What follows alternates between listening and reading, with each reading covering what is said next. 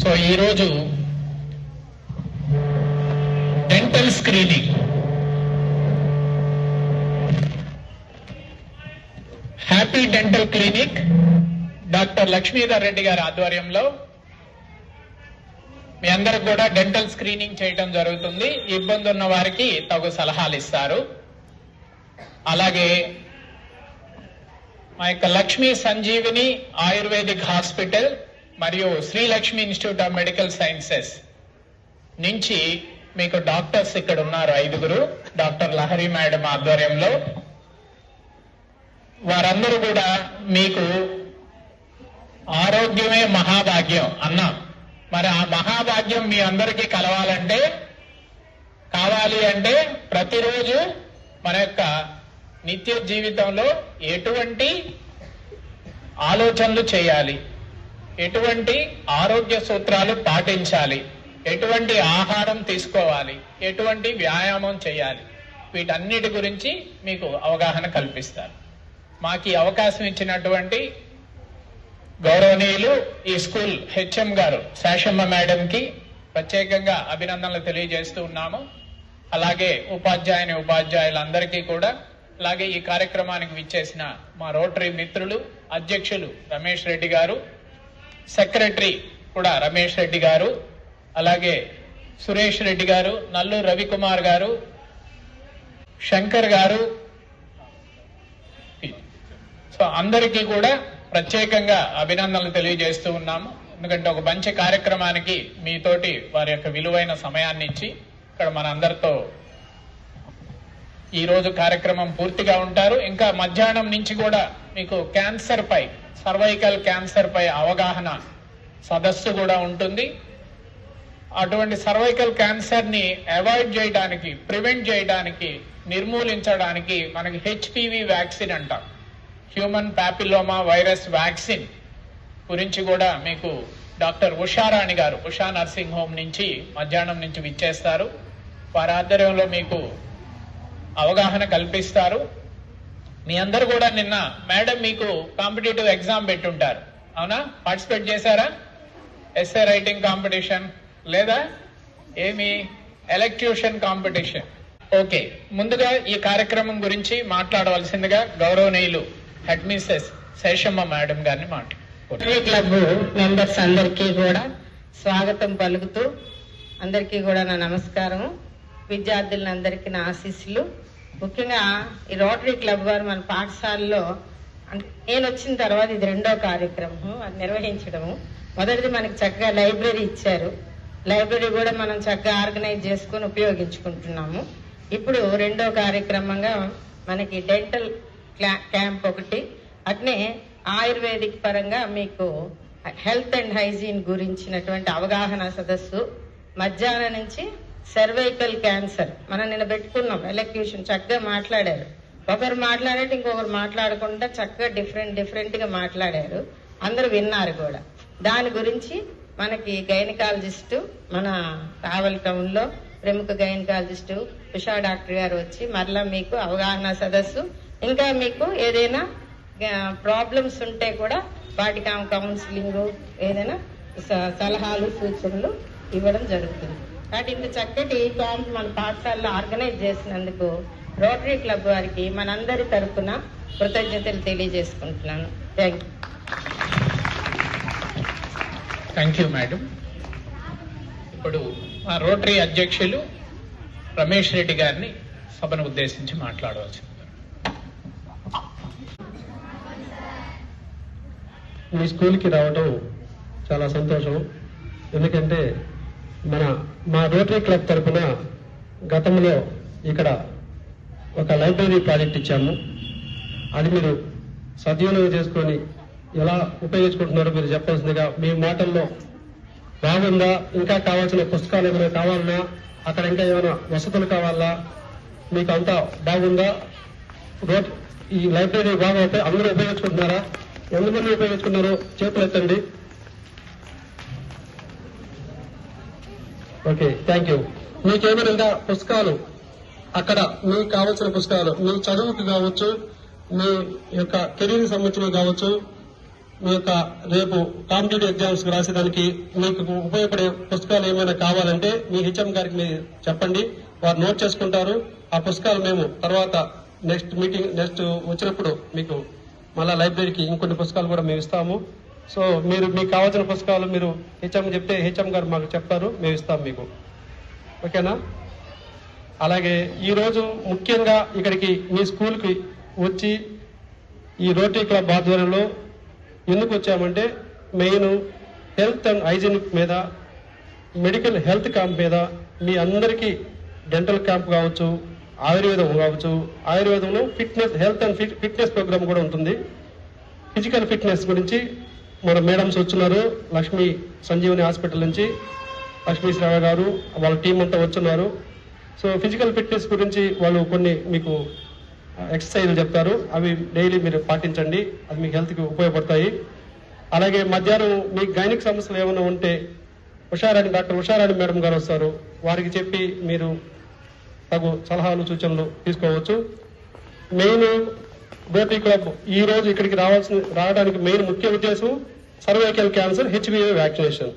ఈ cervical cancer HBV vaccination మహమ్మారిని మన దేశంలో చాలా వరకు 22% డయాబెటీస్ తరగతి వస్తుందనే ఉద్దేశంతో ప్రతి స్కూల్కి వెళ్ళి రోటరీ క్లబ్ ఆధ్వర్యంలో అవేర్నెస్ ప్రోగ్రామ్స్ కావచ్చు, ఈ విధంగా మీకు క్విజ్ పోటీలు నిర్వహించి ఎలక్ట్రేషన్ రైటింగ్ ఇట్లా కాంపిటీషన్ పెట్టడం కావచ్చు, వీటిలో మీకు ప్రైజ్లు ఇవ్వటం, దాని గురించి అవగాహన కల్పించడం, దాని గురించి మీకు ఈ క్యాన్సర్ హెచ్బివి వ్యాక్సిన్ గురించి మధ్యాహ్నం డాక్టర్ ఉషారాణి మేడం గారు వచ్చి దాని గురించి ప్రత్యేకంగా మీ క్లాస్ తీసుకొని వారు వివరిస్తారు.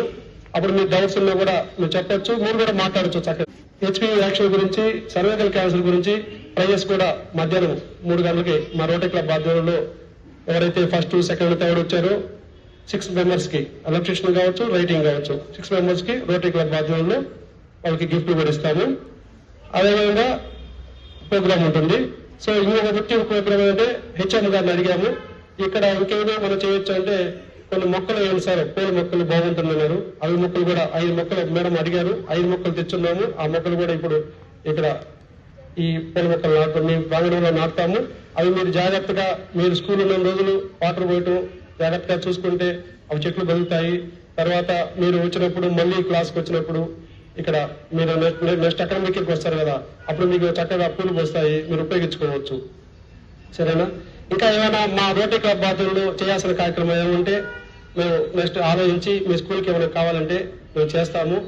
సో ఇక్కడికి ఈ మీటింగ్ కి ఈ రోజు ఈ జెడ్పీ గర్ల్స్ హై స్కూల్ కి ఇచ్చేసిన మా నోటరీ మిత్ర బృందం, మా డీజీ అండి మన డాక్టర్ కె మాధవరెడ్డి గారికి, అలాగే మా సెక్రటరీ రమేష్ రెడ్డి గారికి, అలాగే మా జాయింట్ సెక్రటరీ సురేష్ రెడ్డి గారికి, అలాగే మా డైరెక్టర్ శివేరు శంకర్ గారికి, మా ఫాస్ట్ ప్రెసిడెంట్ రవికుమార్ గారికి, అలాగే ఇక్కడికి విచ్చేసిన లక్ష్మీ సంజీవన్ హాస్పిటల్ డాక్టర్స్ బృందానికి అందరికీ, అలాగే మరీ ముఖ్యంగా ఈ స్కూల్ రాగానే మీ స్కూల్ హెచ్ఎం శేషమ్మ మేడం గారు మాకు చేయండి, మీ రోటరీ క్లబ్ బాధ్యుల్లో మా పీరియడ్ లో ఒక కార్యక్రమం చేశారు, ఇక్కడికి వచ్చి ఈ హెల్త్ అండ్ హైజీన్ మీద మాకు చేస్తే మంచిది అని చెప్పగానే వారు స్పందించి ఈ సహాయం చేయడం జరిగింది. మేడం మీకు ప్రత్యేకంగా మా తరఫున, మా రోటరీ క్లబ్ తరఫున thank you madam, thank you. మీరు ఈ అవకాశాన్ని మీరు సద్వినియోగం చేసుకొని ఈ కార్యక్రమాన్ని ఉపయోగించుకొని ఈ మెడికల్ హెల్త్ క్యాంపులో జరిగే సూచనలు, సలహాలు అవన్నీ మీరు పాటించాలని కోరుకుంటున్నాం. సెలవు తీసుకున్నాం. Thank you. ఫిట్నెస్ గురించి సూచనలు చేస్తాం. First of all very good morning. పొద్దున్న తినలేదా మీరందరూ?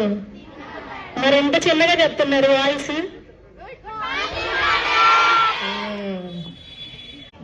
ఫస్ట్ అందరు హెల్దీగా ఉన్నారా? ఓకే, చూద్దాం ఎంత మాత్రం హెల్దీగా ఉన్నారని చెప్పి మా టీం అందరూ మిమ్మల్ని చెక్ చేసి చెప్తాను ఇవాళ. ఒక చిన్న విషయం, అసలు మిమ్మల్ని చూడగానే నాకు నా స్కూల్ డేస్ గుర్తొచ్చాయి. నేను గవర్నమెంట్ స్కూల్ అని చదువుకున్నా, కాకపోతే జిల్లా పరిషత్ కాదు, ఏపీ మోడల్ స్కూల్ అని చెప్పి చదువుకున్నా. 6th నుంచి ఇంటర్ 2nd year వరకు అక్కడే చదివాను నేను. ఓకే, అందరికి ఒక క్వశ్చన్, అందరు రోజు ఇలాగే జడలు వేసుకొని వస్తారా? ఎందుకు వేసుకొస్తున్నారు? చెప్పండి, ఎందుకు వేసుకొస్తున్నారు? పీటీ మేడం కొడతారు కాబట్టి. అది నిజమైంది. మరి లేకపోతే వేసుకొస్తారా? లేకపోతే ఏదైనా పనిష్మెంట్ ఉంటుందనో అందుకే వేసుకొస్తాం. లేకపోతే మంచిగా హెయిర్ లీవ్ చేసి వేసుకొస్తాం కదా. కానీ వర్స్ట్ హ్యాబిట్ అలా వేసుకురావడం.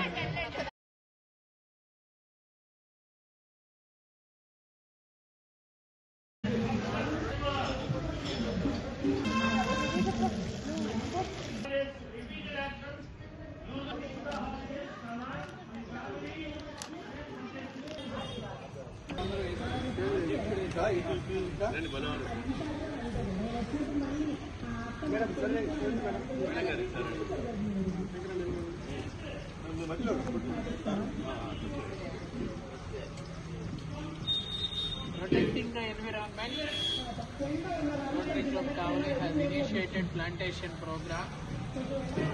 Jai Rotary, Jai Rotary. MP Girls High School. Already initiated and this is the second time plantation. JP Girls School Kavli.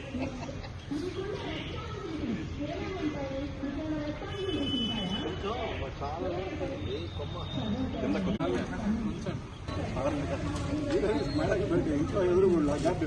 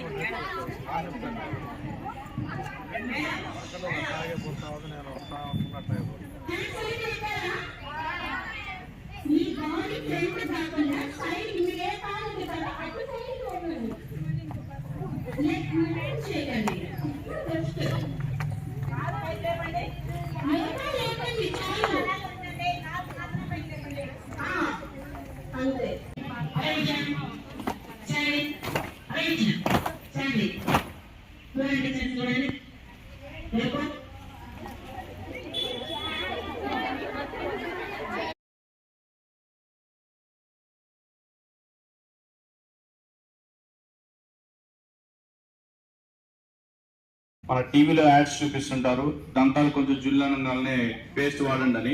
అలా తెచ్చుకుని వాడడం అయితే కరెక్ట్ ప్రాసెస్ కాదు.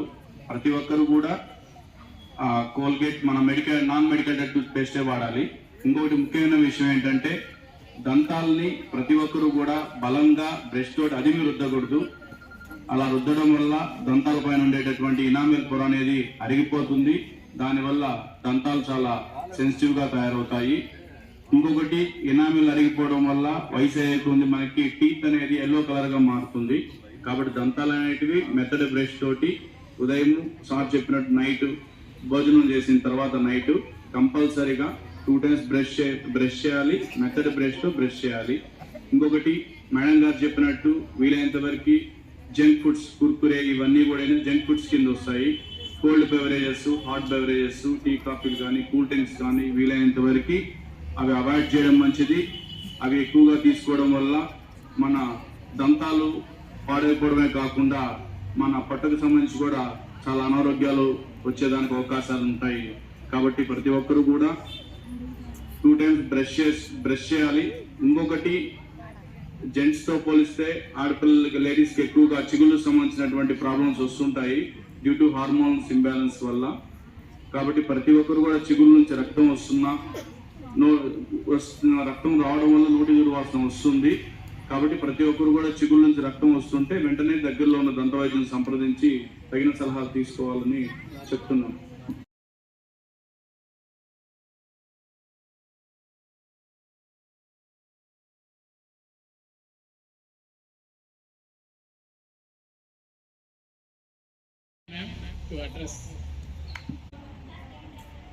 Good evening all. మరి ఈరోజు ఇంత కార్యక్రమానికి ఇన్వైట్ చేసిన రోటరీ క్లబ్ వాళ్ళు, మేడం శాషన్ గారు, ప్రిన్సిపల్, ఈరోజు మన మధ్య అంటే మనం ఎక్కువగా తరచుగా వరి అవుతున్నది ఒక హెల్త్ ప్రాబ్లం ఏంటి అంటే క్యాన్సర్. అసలు క్యాన్సర్ అంటే ఏంటి విన్నారా? ఎప్పుడైనా పేరు మీరు విన్నారా?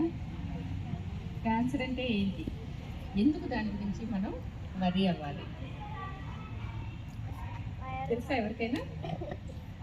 క్యాన్సర్ అంటే మామూలుగా మనకు చిన్నప్పుడు బేబీస్లో ఎలా తయారవుతుంది, మానవ రూపం ఎలా వస్తుంది, గర్భంలో 2 కణాలు కలిసి అవి డివిజన్ చెంది 9 మంత్స్లో ఒక బేబీ తయారవుతుంది.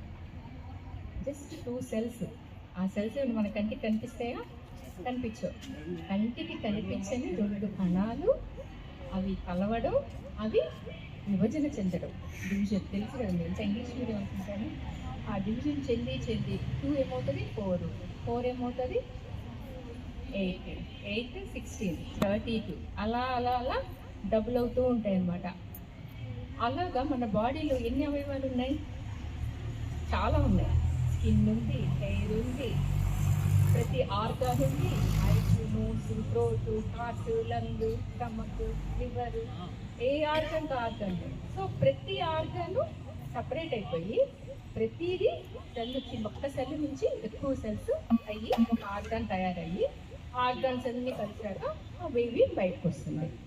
సో అసలు క్యాన్సర్ ఎవరికి వస్తుంది, ఏ ఆర్గాన్కి వస్తుంది, ఏ ఏజ్ లో వస్తుంది, ఇలాంటివన్నీ కూడా మీరు ఈ వయసు నుంచే తెలుసుకోవాలి. క్యాన్సర్కి ఏమీ భేదం లేదనమాట. అమ్మాయిలకి రావాలి, అబ్బాయిలకి రావాలి, అది ఎవరికైనా రావచ్చు. పిల్లలకి రాదులే, పెద్దవాళ్ళకి. ఇంతకుముందు అలాగే ఉండేది. ఎవరికో 60 దాటాక 70 క్రాస్ అయ్యాక క్యాన్సర్స్ వినేవాళ్ళం. కానీ ఇప్పుడు పుట్టిన పిల్లల దగ్గర నుంచి కూడా చనిపోయే వరకు ఏ ఏజ్ గ్రూప్ అయినా కూడా క్యాన్సర్స్ వచ్చే అవకాశం ఉంది. అంతేకాకుండా ఏ ఆర్గాన్కి వస్తుంది క్యాన్సర్ అని అంటే దేనికైనా రావచ్చు. కంటికి రావచ్చు, ముక్కుకి రావచ్చు, చెవికి రావచ్చు, నోటికి రావచ్చు, పొట్టలో ఎన్ని ఆర్గాన్స్ ఉన్నాయి?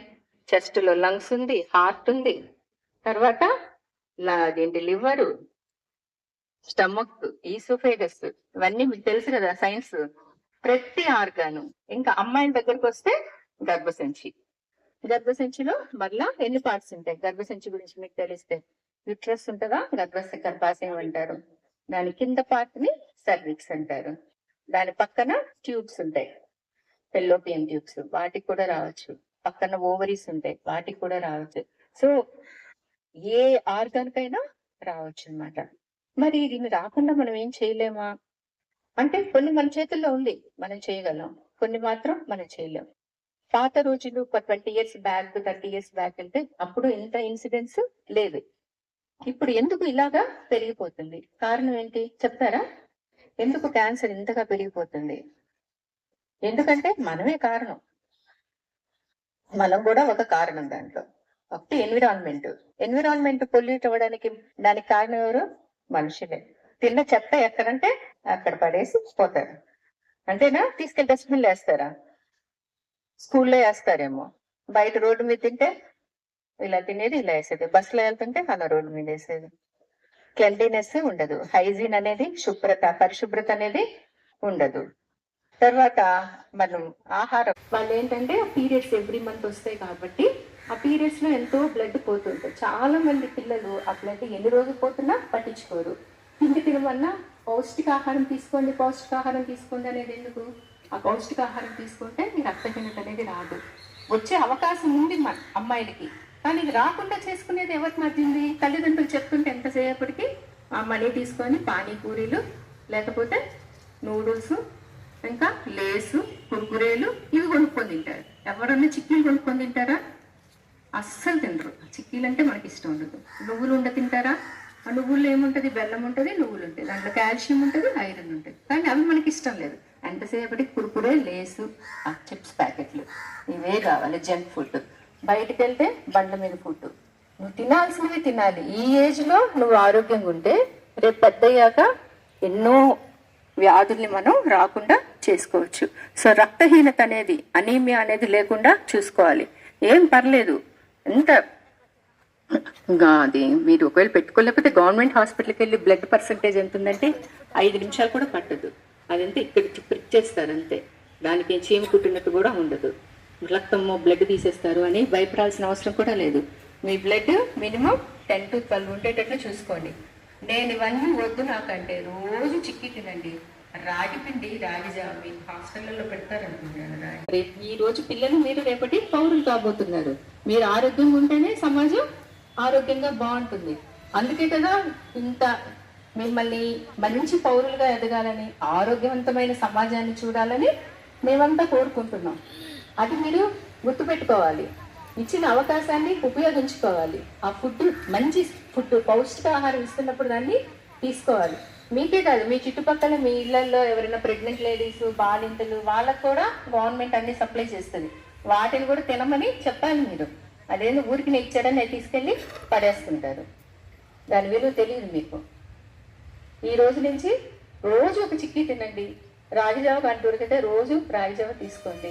ఇంట్లో మీ అమ్మ వాళ్ళకి ఈ కుర్కురేలు, చిప్స్ డబ్బులు ఇస్తే కొనుక్కోకుండా కనీసం సున్నుండలు, బెల్లం, అదే నువ్వులు కొంతమందికి పెయిన్, కడుపు నొప్పి వస్తుంది. సో పీరియడ్స్ టైంలో తినవాకండి, మామూలు టైంలో తినొచ్చు. సరేనా? ఇట్లాగా బ్లడ్, అందుకే రక్తహీనత అనేది లేకుండా చూసుకోవాలి. ఇంకా హ్యాబిట్స్, లైఫ్ స్టైల్, ఎన్విరాన్మెంట్, ఇంకా జీన్స్ అని ఉంటాయి. జీన్స్ని మనం ఏం చేయలేము. కొన్ని ఫ్యామిలీస్లో రన్ అవుతూ ఉంటాయి. అలాంటివి మనం ఏం మార్చలేము.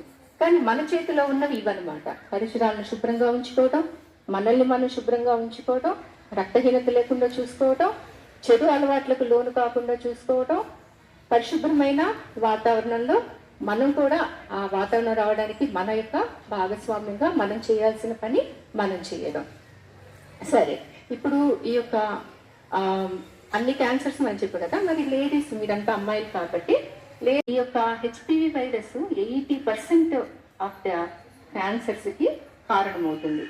అది రాకుండా ఉండాలి అని అంటే మనకి వ్యాక్సిన్ అవైలబుల్ ఉంది. మిగతా కంట్రీస్లో అయితే 25 వచ్చే వరకు అమ్మాయిలందరికీ హెచ్పివి వ్యాక్సిన్ ఖచ్చితంగా వేసేస్తారు.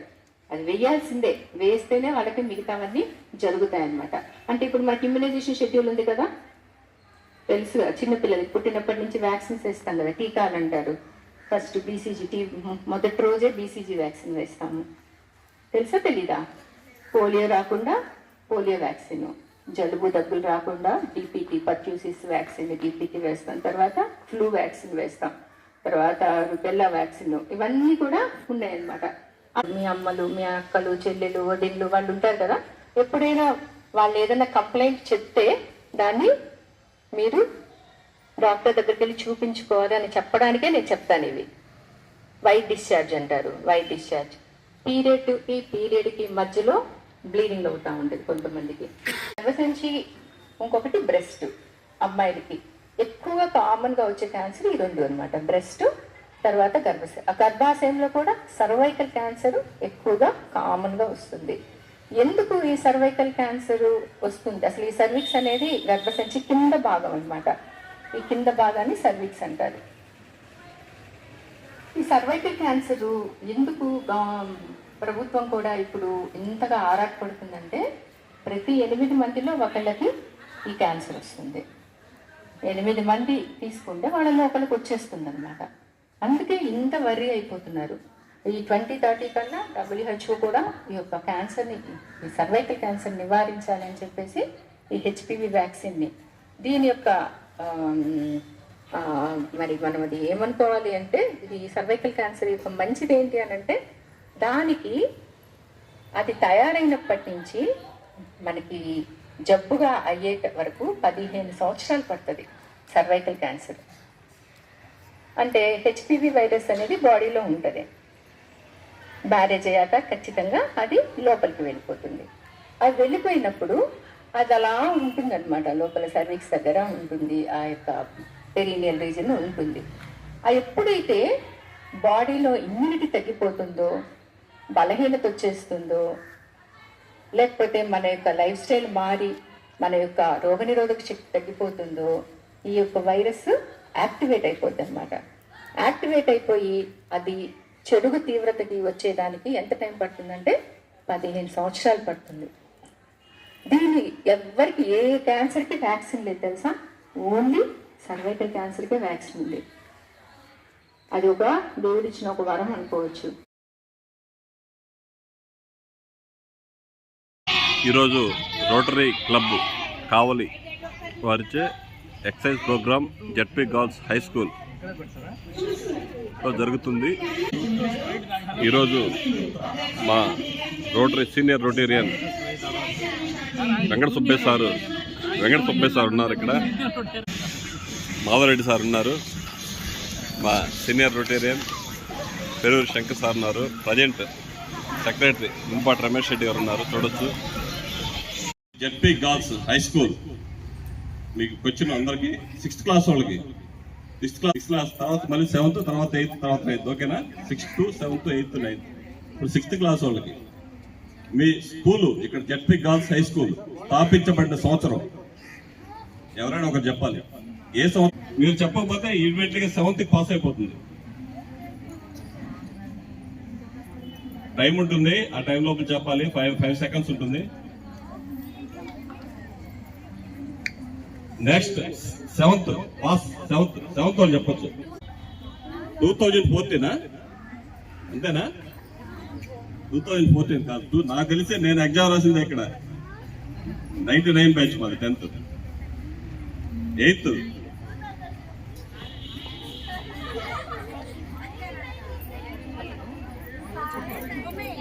తర్వాత పాస్, 8th వాళ్ళు కూడా చెప్పారు. 9th pass 1963. క్లాప్స్ పేరమ్మా, ఏం పేరు? యశస్విని. గట్టిగా క్లాప్స్.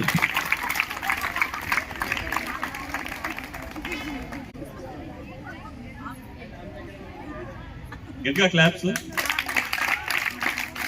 తర్వాత ప్రపంచ దేశాలు ఉన్నాయి. ప్రపంచ దేశాల్లో మన భారతదేశం లాగే చాలా కంట్రీస్ ఉన్నాయి. మొత్తం కంట్రీస్ మన ప్రపంచ దేశాల్లో ఎన్ని దేశాలు ఉన్నాయి? ఇప్పుడు భారతదేశం లాగా చాలా దేశాలు ఉన్నాయి ప్రపంచవ్యాప్తంగా, విశ్వంలో చాలా దేశాలు ఉన్నాయి. ఆ దేశాల సంఖ్య 9th క్లాస్కి అంటే ఇక్కడ క్లాస్ కు దగ్గరకు వచ్చి వేస్తాం అనమాట. 6th క్లాస్ వాళ్ళకి ఆ క్వశ్చన్ చెప్పలేదు, 9th క్లాస్ వాళ్ళకి మీకు ఒక ఐడియా ఉంటుందని మీకు చెప్పాను అనమాట. ఇది సాయంత్రం మళ్ళీ ఏంటంటే వీడియో రూపంలో మీకు యూట్యూబ్ ఛానల్లో వస్తుంది. ఇది ప్రపంచ దేశాల్లో ఉన్న దేశాల సంఖ్య ఎంత? 800. ఎంత? 121. Okay, wrong answer. Next pass 6th class. దేశాల సంఖ్య చెప్పలేకపోయినా ఏదైనా ఒక 5 దేశాల పేర్లు అని చెప్పండి. ఒక 6th క్లాస్ లేమ్మా, ధైర్యంగా చెప్పండి. India, Pakistan, China, north America. చెప్పమ్మా, పర్లేదు. గట్టిగా క్లాప్స్ కొట్టండి. చెప్పమ్మా,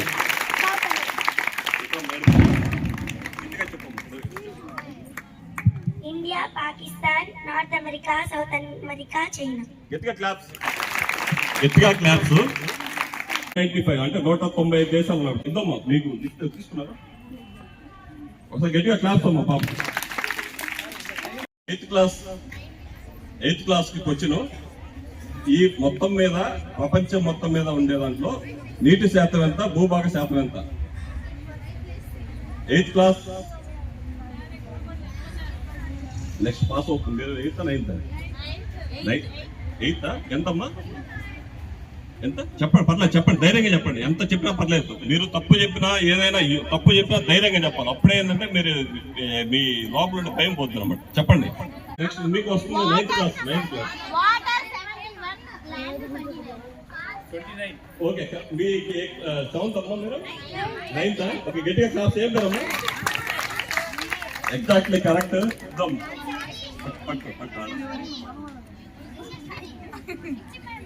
తర్వాత ప్రపంచంలో కల్లా అతి పెద్ద ఎడారి 9th class. 9th class, only 9th class. 9th మీరు సహారా. 7th క్లాస్ కి మన దేశ ప్రధాని 7th క్లాస్.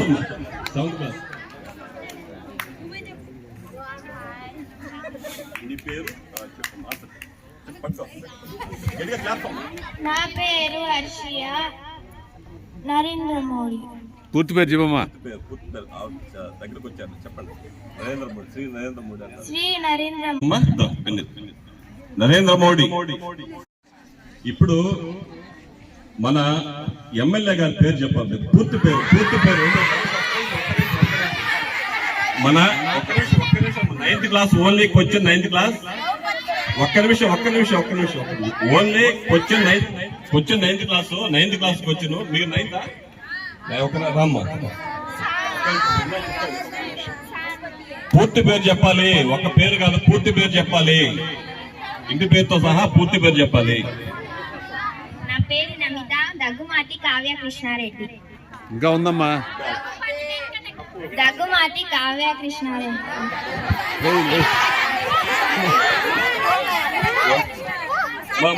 చిన్న హలో.